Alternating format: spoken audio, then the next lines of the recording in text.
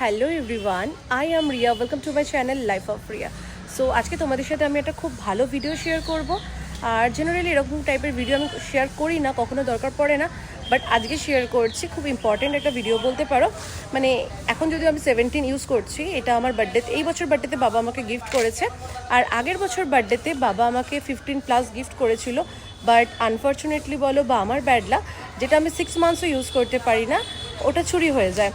আর আমি তখন এসেছিলাম আমার বাগান বাড়িতে, আর তাই জন্য আমি ভাবলাম যখন বাগান বাড়িতেই যাবো তখন আবার ভিডিওটা মানে দেখাবো তোমাদের সাথে যে কোথায় আমার বাগান বাড়ির মেন গেট, কোথায় আমার ফোনটা ছিল, কোনটা আমার বেডরুম, কীভাবে চুরি হয়েছে, সেই রিলেটেড আজকে আমি ভিডিওটা করছি। ভিডিওটা স্কিপ না করে পুরোটা দেখো। চলো এবার তোমাদেরকে পুরোটা আমি দেখাই। এটা হচ্ছে আমাদের মেন গেট।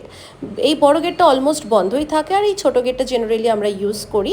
আর এটা হচ্ছে মেন রোড, আর গাড়ি ঠাড়ি নিয়ে যখন আসি তখনই আমরা বড় গেটটা ইউজ করি। যাই হোক, এটা হচ্ছে আমার বাড়ির এন্ট্রান্সটা।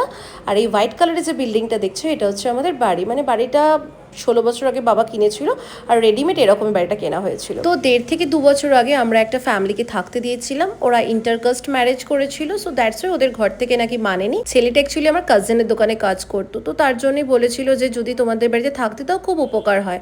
আর মাও সত্যি বলতে খুব বিশ্বাস করে ওদেরকে থাকতে দিয়েছিল, আরও ছোট বেবিটার মুখ চেয়ে মা থাকতে দিয়েছিল। আর এটা কোনো ভাড়া না, ওদেরকে এমনি ফ্রিতে আমরা থাকতে দিয়েছিলাম বিশ্বাস করে। আর যেই ঘরটায় আলো জ্বলছে এই ঘরটা হচ্ছে আমাদের বেডরুম, আর ওই পাশের যে ঘরটা ওই ঘরটা আমরা ওদেরকে থাকতে দিয়েছিলাম।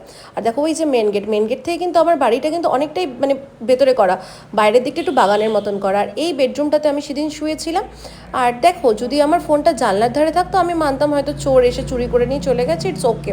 কিন্তু ফোনটা ছিল আমার ওই দিকটাতে, মানে জানলার ধারে ছিল আমার পা, আর ওই দিকটাতে ছিল আমার মাথা। ইভেন গেটও কিন্তু আমি লক করে শুয়েছিলাম। বাড়ির বাইরেটা তো তোমাদের দেখালাম, এবার চলো বাড়ির ভেতরটা তোমাদের দেখাই। এই যে দুটো আমাদের বেডরুম, ওই পাশের বেডরুমটা ওরা থাকতে দিয়েছিলাম ওদেরকে, আর এই বেডরুমটা আমরা থাকি।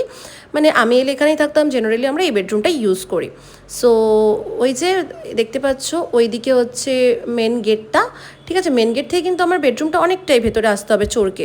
আর দেখো এদিকে আমি মাথা দিয়ে শুয়েছিলাম, মাথার পাশে ছিল ফোন, আর জানলার দিকে ছিল আমার পা। আমার জাস্ট একটাই কোয়েরি, ভাই চোর কি করে এত স্ট্রাগল করে ফোনটা চুরি করলো। দেখো এটা ছিল আমার ফোন চুরি হওয়ার গল্প। ভাবলাম তোমাদের সাথে একটু শেয়ার করি যাতে তোমরা একটু অ্যালার্ট থাকতে পারো। ওদেরকে সত্যি বলতে আমরা একদম ফ্রিতে থাকতে দিয়েছিলাম, কোনো টাকা পয়সা নিয়ে কিচ্ছু না। আর তোমরাও যদি কারোর এরকম উপকার করো বা কাউকে যদি এমনিও ভাড়ায় থাকতে দাও, সো একটু সাবধানে থেকো আর একটু অ্যালার্ট হয়ে থেকো। এটা না কারোর উপকার করা মানে নিজের কোনো ক্ষতি হয়ে যাবে, সেটা না।